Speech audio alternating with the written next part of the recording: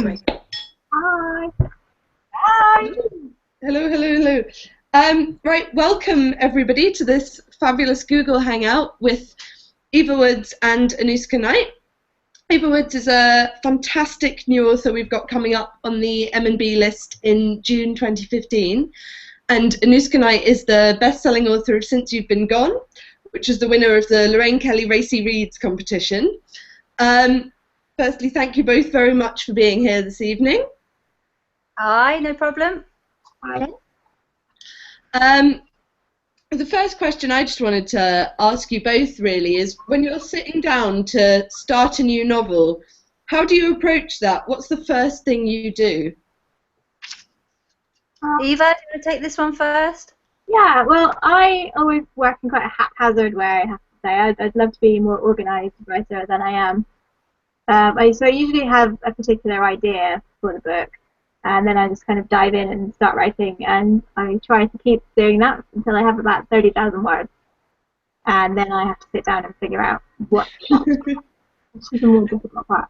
So I really enjoy the start of writing a book and the middle. Anouska, how about you?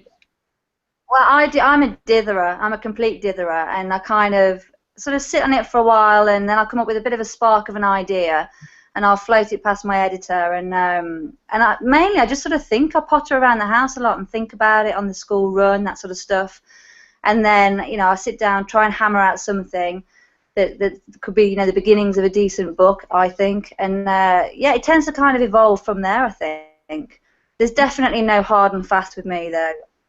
I wish there was, but there's no formula. I think we all feel that very much so. And in terms of kind of finding those ideas, what do you feel inspires you when you're writing? It's one of the reasons I'm really enjoying starting to write romance is because as of everything in your life can inspire you. It's basically all the conversations I have, because I've been dating myself for a while now, so all the conversations I have with my friends about those big life questions, not just dating, but also what you're going to do with your life. I feel like, because I'm in my early 30s at the moment, all my friends are having big questions about who they're going to be with, and what they're going to do with their jobs, are they going to have children, and it's just really, really interesting to write about those things, because it's the things I talk about all the time. It's quite easy to find inspiration for them. That's fantastic. Anouska? Yeah, similar kind of thing to Eva, really. I mean, Eva's a couple of years younger than me, only a couple, mind, but probably less grey as well. I've got three children now at home. I'm losing count of kids. I've got that many. I've got a husband who drives me up the wall, and a lot of the themes that come from my book, similar to Eva, they're from what's going on in my life, and the kind of things that frighten me, losing my husband, for example. That was the theme behind my first book. The book that I'm working on at the moment is about dysfunctional families, Letting You Go, it's going to be called. And my sister's in the background throwing me a sly brow at the moment because I'm talking about dysfunctional families. But yeah, exactly what Eva said. You sort of take inspiration from what goes on around you, I think, and it's really rich pickings as well, because it's always fertile ground to kind of pull your ideas from. Are there any characters who you could definitely say that comes from someone in my life and they're really directly inspired, or is it a bit more that you take and choose from different people?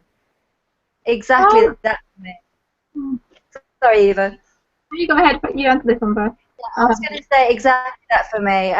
Personality traits, they definitely come from the people around me, and probably not, sort of head to toe one person, but I will definitely take elements of people and kind of jumble them around and come up with some real toe rags, and also equally really funny, nice, genuine people as well. And yeah, I think it's people with stronger personalities as well for me. I'm not sure about Eva, but people with stronger personalities, whether they're quite feisty, they always seem to sort of kick into a bit of a bigger space in my mind then.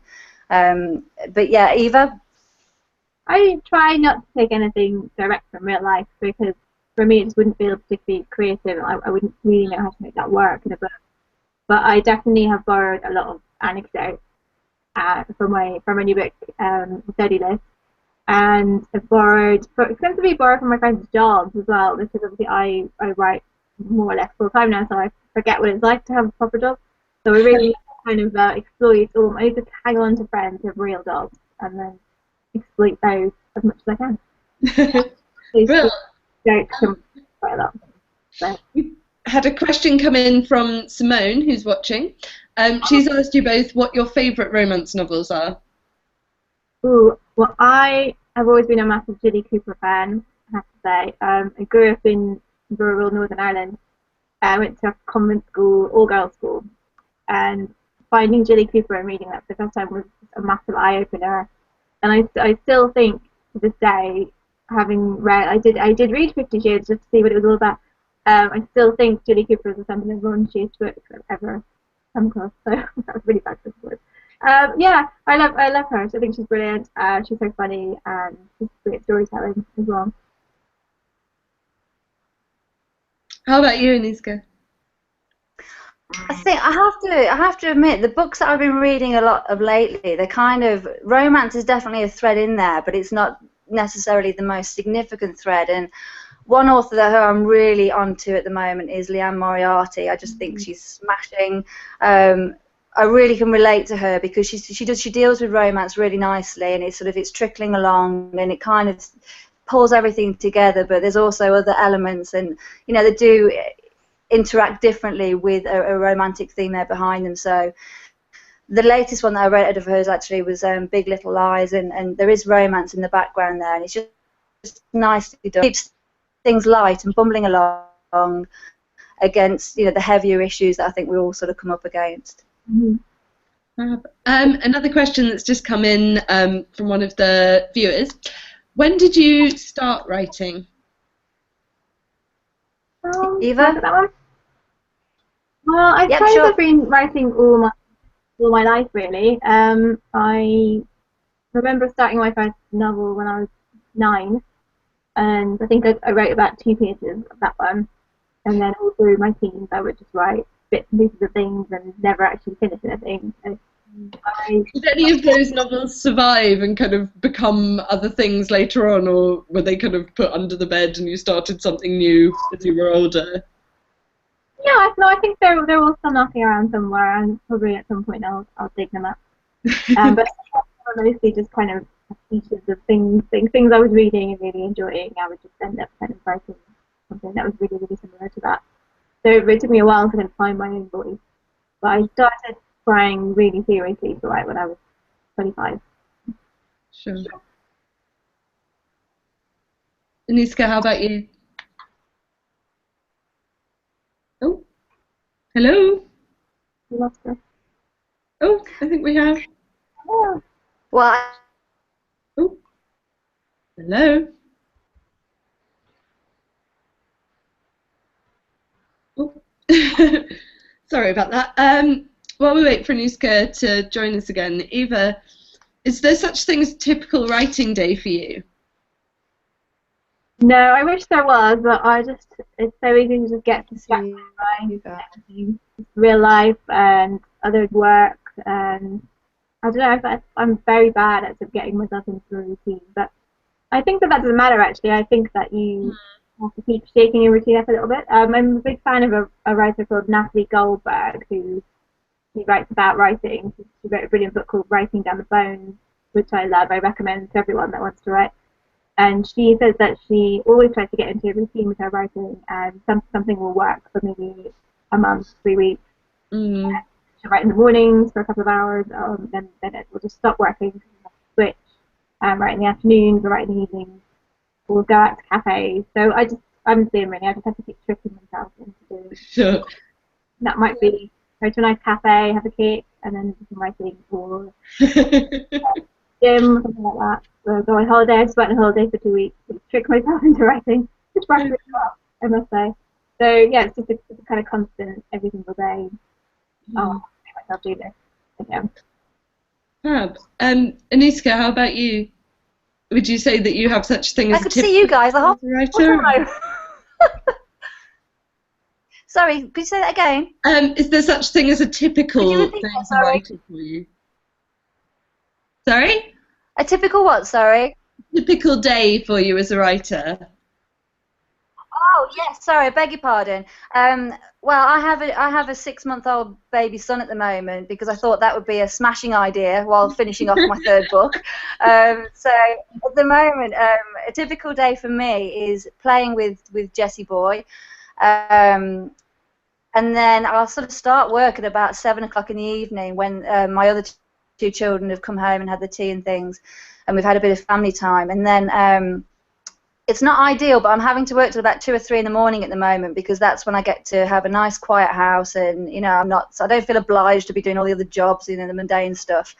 And then I'll work sort of quite late into the night. I'm definitely a night owl, and then I have to get up for the school run like a zombie, trudge along to school in my slippers, drop the kids off, dump them there, and then I go home and I'll have a nap then to try and catch up with Jessie, and then it's a kind of all starts again, but.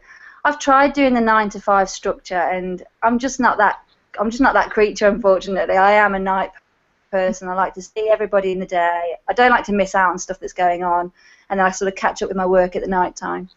Yeah. How would you each approach? Say you're in the midst of writing, you've hit a plot problem that you're kind of struggling to get past. How would you each approach that? I'd like to do my first draft sort of a little bit with my eyes shut. So I'm not really a very good planner. So I usually just sort of keep going, and if I get to a bit where I don't know what happens, I just sort of skip ahead and write the end. If I get really, really, really sick of the book, I'll write the end. So depending on how well it's going, I might write the end if I'm 50,000 words in, which is like half what the book would be, because it's not finished. So I can always tell how much I'm struggling when I quickly write the end. I don't know really. I suppose I would try not to work it out through logic, because I don't think that works for me. I have to sort of let the story take over. So I'd probably just keep going, to be honest, pretend that nothing's wrong. That sounds ridiculous, but it has actually worked most times for me. Sure. Yeah, I think for me, I mean, I've approached all 3 of my books in completely different ways. I mean, the first book had to be produced in quite a quick sort of space of time, and that one I kind of just wrote it as I would hope it to be sort of a finished article as I went along. The second one, I kind of planned it too long, and I felt a little bit stifled sometimes. I'd sort of try to stick with this really detailed plot. The third one, I've gone back to a bit more of an organic approach to it, and just sort of have a loose kind of outline and then go with it, but be open to it evolving and taking its own sort of direction. And I've really enjoyed writing this third book because of that.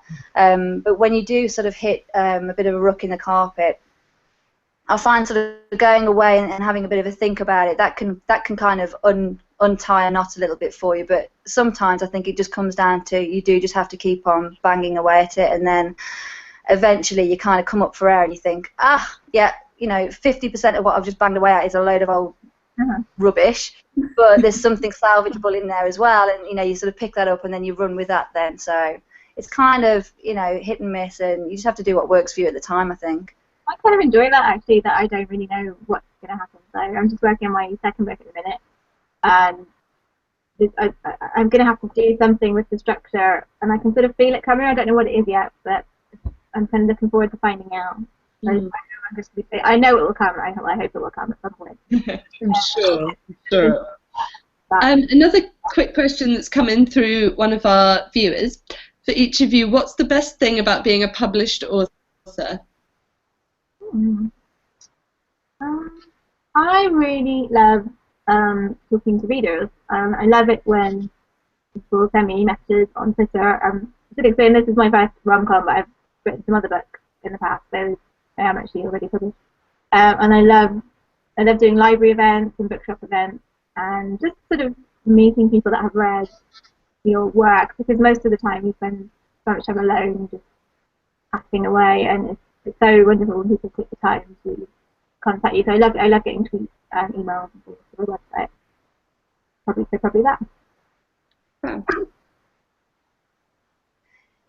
Yeah, I mean, I think. Sorry, Eva. It's also quite exciting when you see your cover for the first time and you can hold the book in your hand and it's a real thing. That's also very exciting. Yeah, it's amazing. That is good. I found kind of the whole writing experience. I'm quite new to writing. I've only been going for the last couple of years as a published author, but I find it's kind of, there's two faces to authordom, if you like. There's the sort of scurrying away in the privacy of your own bubble, where you don't really sort of come up to the surface of the rest of the world for a while, and then when you do sort of come out with your book, there's quite a lot of interaction, and it's kind of, you know, you need to pluck your eyebrows for that stuff. You just tidy up a little bit. You can't keep winging it in your pajamas.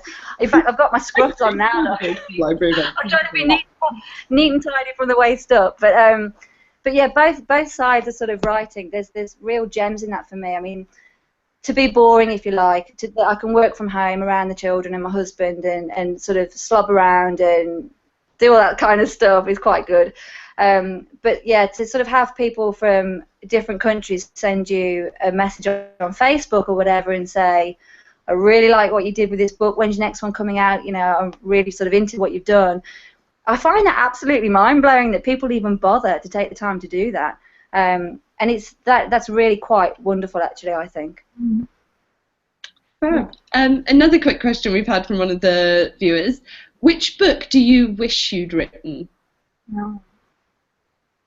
So many. I think probably one of my favourite books is The Secret History. Very good choice. I just love. I read it about 10 times. I just love it because it's so. I don't know what it is. It's just so incredibly gripping and such a good portrait of a kind of group of people as well. I'm trying to think of something a bit cheerier and funnier. I love Marion Keyes, so any of her books. I think especially, well, like Richard's Holiday is really good because it's about serious things, but handles very lightly. And I like This Charming Man a lot. That one really made me laugh so much. So yeah, something that makes people laugh out loud, I think. Anouska, how about you? Yeah, I mean, my favourite book is nearly always the last one that I read. It really, you know, and I don't think I've ever actually read a book more than once. Although I really should do that. But there are a couple of books that did stand out, and one for me that really stood out was My Sister's Keeper by Jodi Picoult, and I was really taken with that. And this was sort of going back before I had children of my own and things, and I thought it was a fantastic read. It kind of opened my eyes to the kind of troubles that people do have in their lives that I'm fortunately, you know, so far in the clear from. And yeah, that was quite a hard-hitting book for me to read. Mm-hmm. Cool. We've now coming down to our last 5 minutes of the chat. So one of the kind of final questions I wanted to ask you both is, what piece of advice would you give to aspiring authors? I teach creative writing as well, so I tend to give quite a lot of advice. And I think the main one I'd give is the whole kind of maybe not trying to plan it too much. I think some people that works really well for them. What I realised was that doesn't work for me at all. I have to just jump in and have fun with it. So maybe just say there are different ways of writing a book, and you don't have to do it one particular way or the other. And also throw away all of your writing advice books. I used to buy all of those, and most of them are just like 90% of them are rubbish. So there's only a couple that I would ever recommend. I think just have a go. Just sit down and make sure you just keep spreading the words out. Because even if you could write 100,000 words that is rubbish, you still have a book, and it'll be something that you can work on, and it probably won't be anywhere near as bad as you think as well. So keep going and don't not edit. And another big tip of mine is get a notebook. So I have like tons of notebooks. These are just randomly sitting on my desk. I didn't even put these. Another one. So I write longhand, and that means that I don't edit as I go along. So I just let the story take over. That's really helpful to do that.